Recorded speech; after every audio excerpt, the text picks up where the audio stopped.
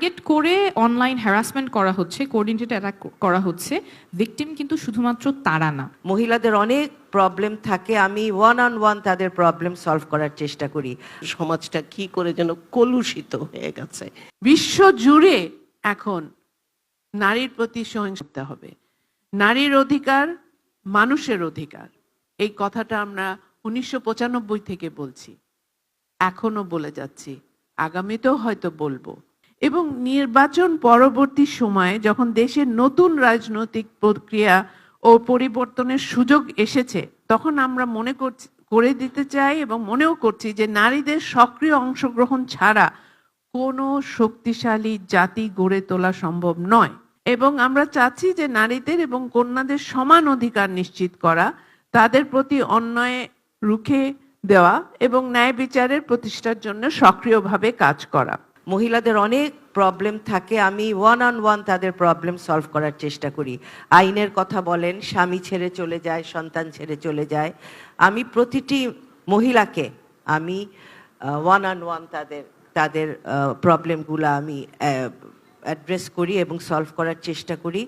এভাবেই মহিলাদের এবং মহিলাদের স্বাবলম্বী করতে হবে, এটা আমাদের দলের পক্ষ থেকেও বারে বারে বলছে এবং আমিও আমার পক্ষ থেকে, আমি নারী হিসেবে, নারী নেত্রী হিসেবে তাদের পাশে থেকে সেটা আমি চেষ্টা করছি।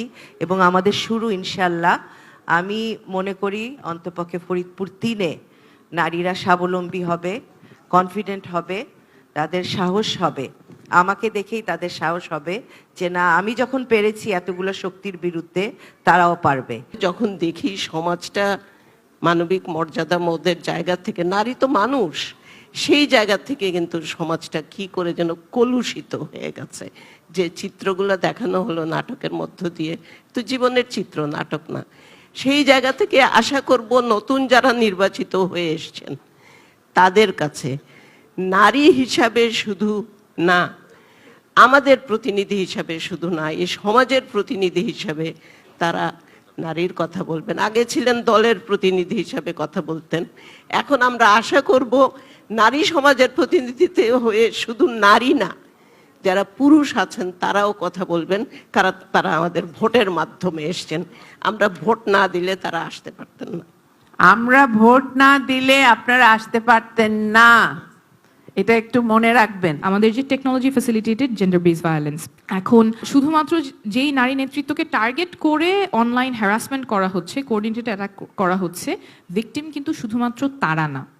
কারণ এটা একটা পাবলিক স্ফিয়ারে করা হয়, এটার টার্মটা হচ্ছে অ্যান্টিসিপেটরি সাইলেন্সিং। শুধুমাত্র ইমিডিয়েট যাদেরকে টার্গেট করা হচ্ছে তারা না, সব ইয়াং ওয়েমেন এবং সব নারী কিন্তু সেটা দেখছে যে নারী নেতৃত্বকে কিভাবে হ্যারাস করা হচ্ছে, কিভাবে টার্গেট করা হচ্ছে।